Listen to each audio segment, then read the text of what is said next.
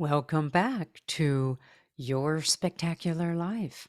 I'm Jodi Weitz, your life and professional coach, helping you live the life that is spectacular. And I'm here with Tom Mays, and we are going to talk about his pretty amazing life. I'd like to put an A in front of it. His last name is Maze. Hi, Tom. Hey, how are you, Jody? I'm doing really well, thank you. Now, Tom Mays is a self-taught serial entrepreneur. He has built and been a part of several successful companies. Tom is passionate about continuously developing his mindset, skill sets, and knowledge. His expertise brings great value to any table, whether it's funding, business development, marketing, investor relations, or leading development teams. Tom continues to work with like minded entrepreneurs to create, develop, and scale innovative, impactful companies around the world. Wow, that's great, Tom. You have got a lot together with a variety of companies. Um, when did you start?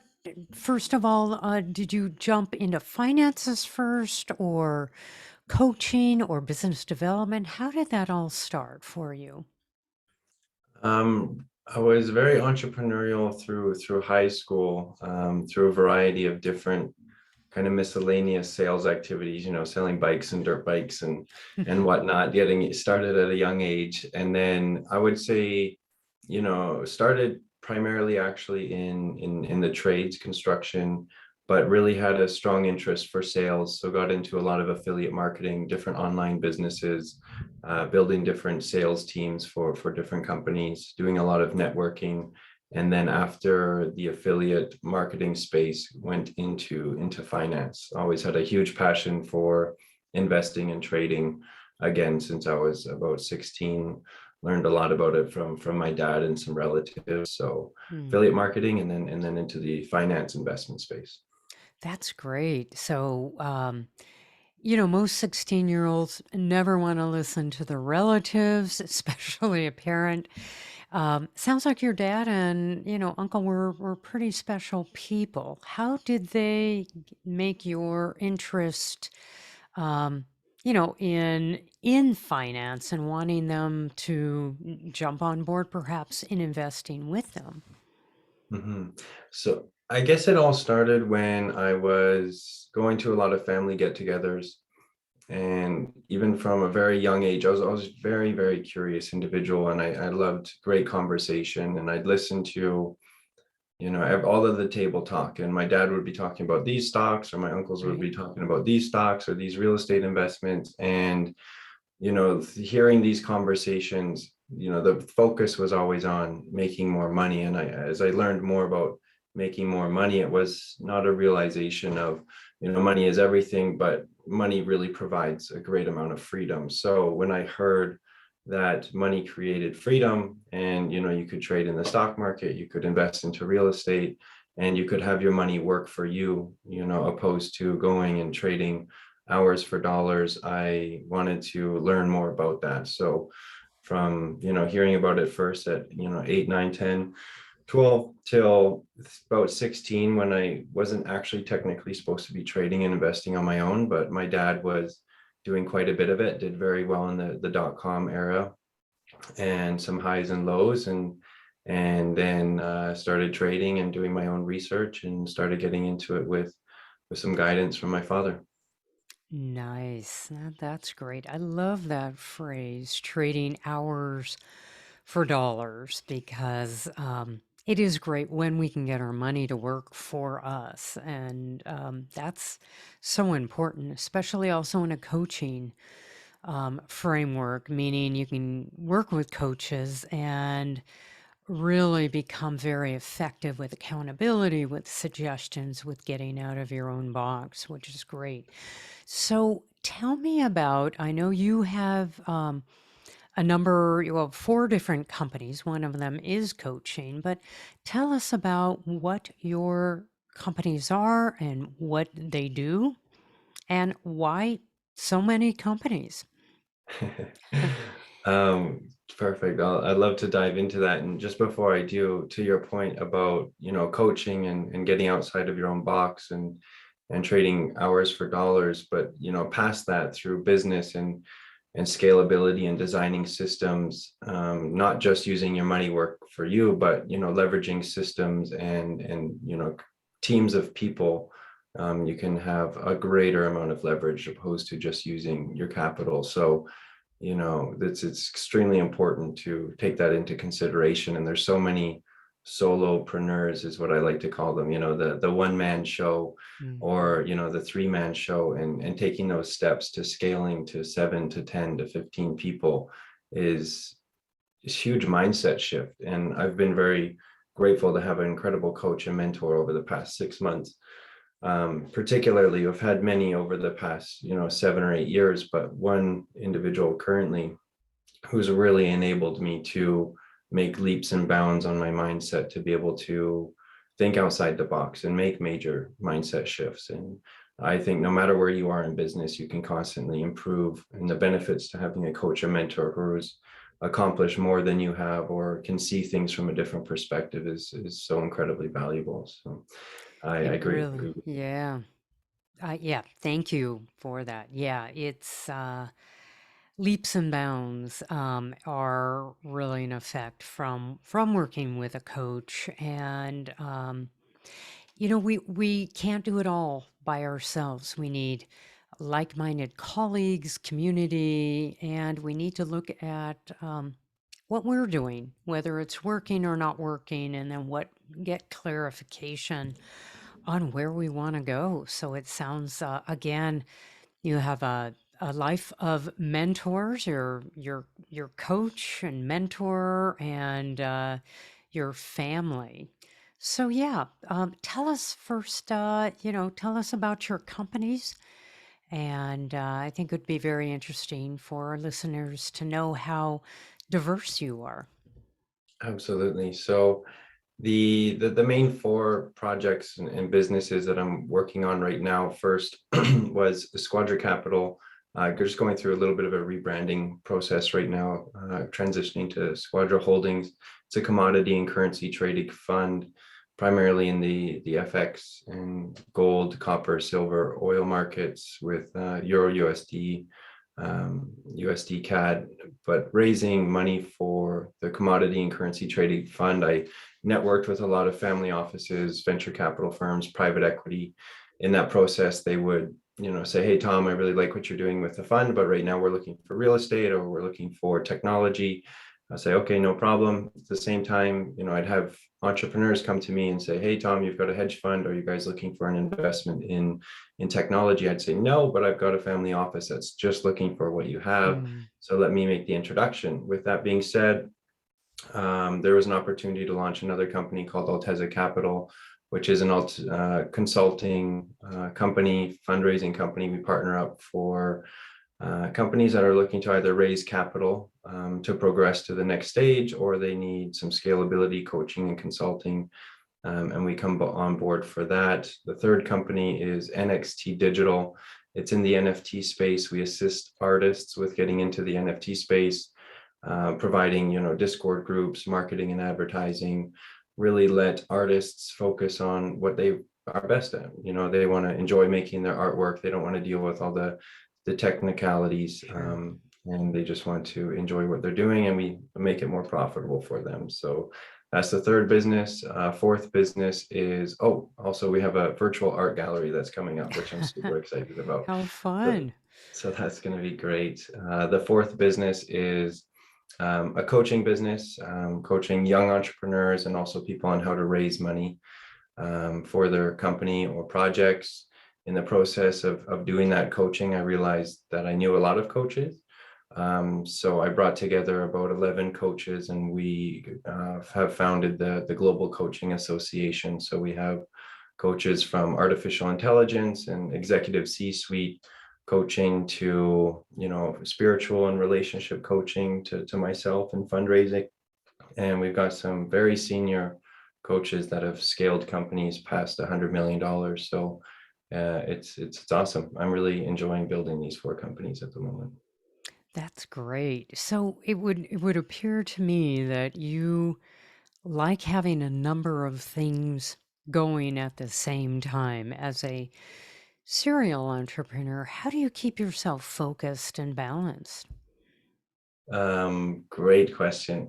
It can definitely be challenging. When I was in high school and coming out of high school, I realized that I was quite ADD, and I decided to use that potentially, people consider it a weakness, but I would rather lean on my weaknesses and turn them into a strength. So, with that being said, I'd figure, okay, well, I don't need to have 100% ownership of every business that I'd have. I'd rather be involved in many projects and many teams of people and collaborate on many different ideas, because that's honestly what I absolutely love and enjoy. I love new ideas, new concepts, new teams of people, collaborating with amazing entrepreneurs, amazing people, and then launching those businesses. So, NXT Digital, for example, I'm a very primary influence at the moment as the CEO of the company. But as we progress with the current team that we have of 7 people, I plan on scaling it, bringing in more people, and then bringing in people who know the space better than I do, so that I can slowly give away some of my position in the company to people who are better qualified.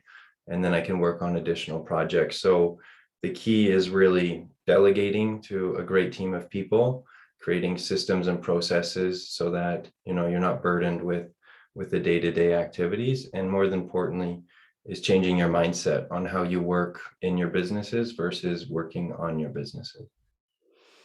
Great. So it sounds like you will get, and talking about NFT digital, just to a certain point, and then you're going to bring more people in, and that's what you like to do. So you'll get things going, you'll get systems in place, and then you'll move on to the next project, right? Yeah, and I'll always stay involved Hmm. to some capacity, unless I were to sell my position in the company. But I think of Richard Branson with 450 companies, Tony Robbins with more than 100 companies, and it's just like, wow, like, my day sometimes I'm like, oh, I'm so busy with 4 companies, but it's like, but really this is like the easiest day of Richard Branson's life, and Right. so I really try to shape my mindset and take everything into consideration and realize that me progressing and me wanting to do more is totally possible. The only limitation is me and my mindset, and the way that I use my time. So working on improving that always. Yeah, that's great. And especially if you're in the right position, like you're in a position of, coaching and leadership and understanding funding and raising funds, and that is your expertise that you can bring to these companies, and you get to advise and lead these companies as well. So I would imagine that's the fun part. That's the exciting part, watching them grow, watching people get it, watching another round of funding coming in. Woohoo! Yeah, Yeah, absolutely. I mean, I absolutely love thinking of new ideas, new concepts, and then connecting the dots with who I can bring in to this project or to this company. And you think of 4, 5, 6, 7, say 10 people, and then 5 of them are interested in working on it with you, and then 5 aren't. And then bringing it together, everybody starts collaborating and building something and working with people who are there because they want to be, not just because you're paying them. But from the very beginning, in the first 6 months, there could be no payroll for anybody. sure. It Yeah. could all be sweat equity at the beginning. And I just love that. I find it so exciting, building and creating. Yeah. Great. How would you recommend people who are maybe even leading one company, not four, but what would you recommend as effective leadership to these folks? Great question. Servant leadership is my favorite form of leadership. Um, you know, realizing that you're necessarily providing direction for the ship or the direction for, the vehicle that you're building, but the true like engine and the camaraderie of the team is the most important part, and providing them, with their needs, wants and desires, and pain points, and either filling those needs, wants and desires, or removing those pain points to help them engage more into building and creating what you either envision or what the team envisions. And I consider leadership, if you're driving on a highway and it's a 2-lane highway, and you have like the outside solid lines that you don't want to cross because you'll go into the ditch, but you have the middle dotted line.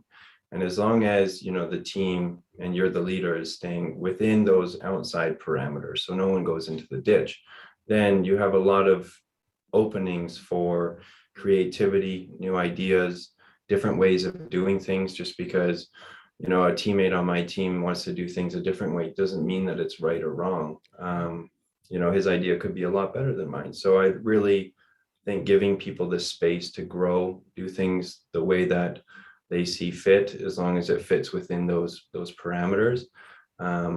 Because then you start limiting people's creativity, you start limiting people's passion, you start putting rules on people, you start putting people in a box, and people aren't made to be in boxes.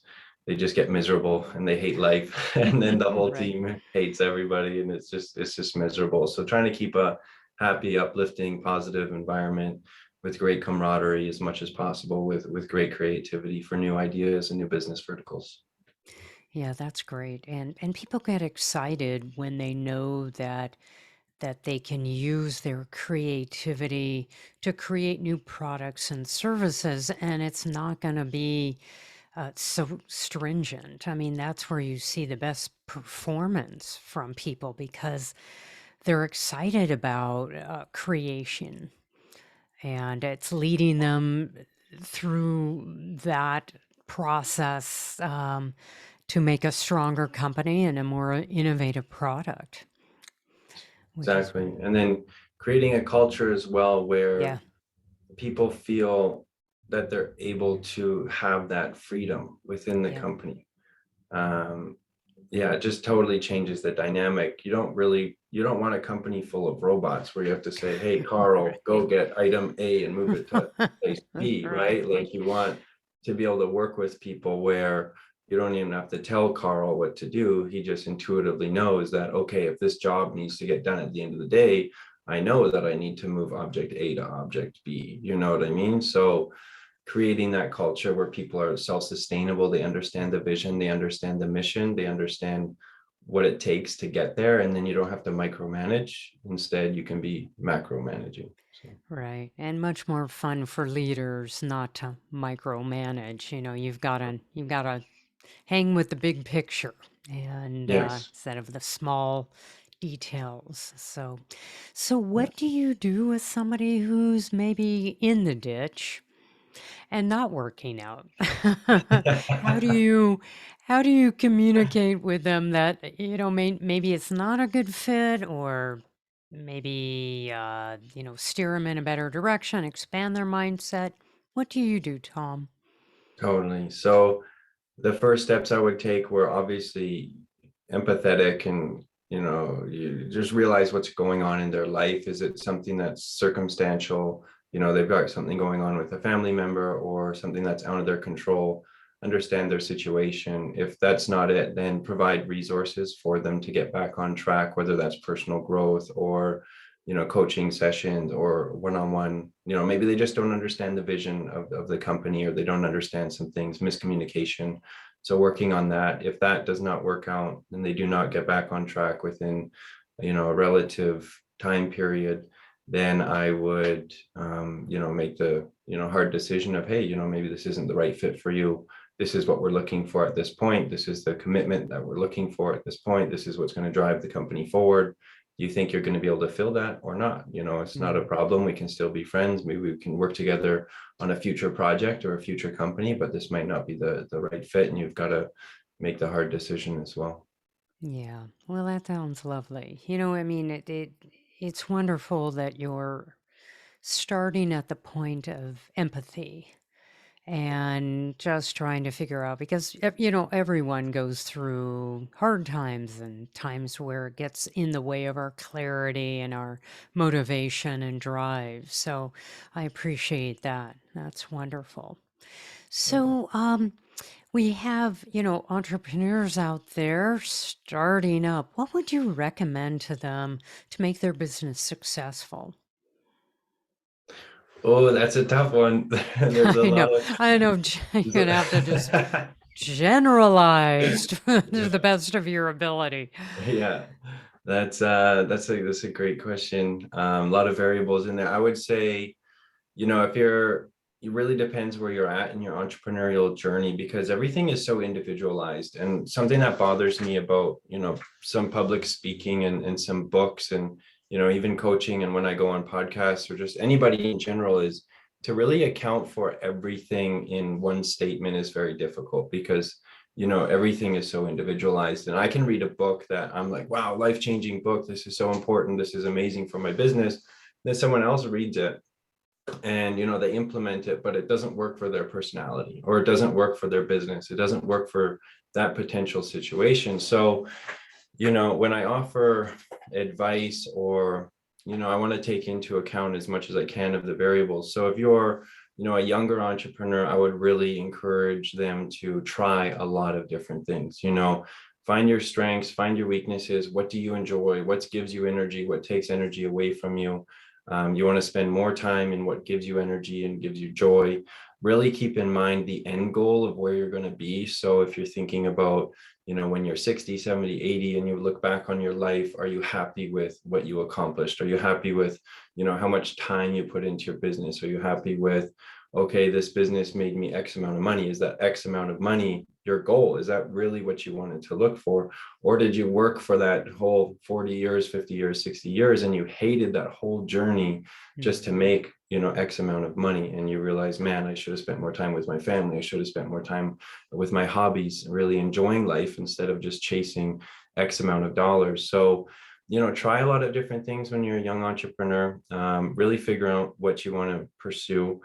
Don't be afraid to, jump ship and try something new. A lot of people get stuck in a box where they're committed to one thing and then it's another year and it's another year and it's another year and they should have made the transition.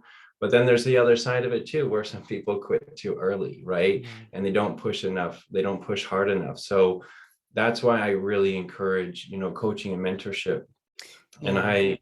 because it can be individualized. When you have a coach that can look at, all your projects or all of your ideas, all of your strengths and weaknesses and your interests and your goals for yourself and goals for your family, your current financial situation, your future potential financial situation, they can take everything into account, understand you, then they can really give great catered advice to the current situation. Yeah, that's great. I would change one word of your advice, and I'd say scratch out young, and I Right. would say any entrepreneur to try Totally. different things, see again what your skills are, what you love doing, and I love the don't waste your time if you're not enjoying it. I mean, if money is the goal, you're going to get burned out very quickly. Yeah. So you need to figure things out, and life becomes short the more you Oh, live it. yeah. So why not do it your way? Why not love your work? Yeah. And Yeah. then with that too, it's, everything can be up to perspective and individualized. Just like you said, you've got to enjoy it. And of course, there's going to be times when you don't enjoy it. Like Oh, even if yeah, it's your most favorite business ever, maybe there's 20% of the time sure. that you don't enjoy it or it gets old. So yeah, it's I could plan on that. That sounds a lot like life, right? yeah, Like totally. 80/20, 80% you love, 20%. Yeah, you got to pay the bills. You got to chase people who need to pay you. There's, that is life. So maybe even conservatively 30/70. Yeah. That Totally. we have to do stuff That may not be exciting, but the 70 is a great number to live with. Definitely, Yeah. definitely. All right, Tom. How can our listeners get a hold of you?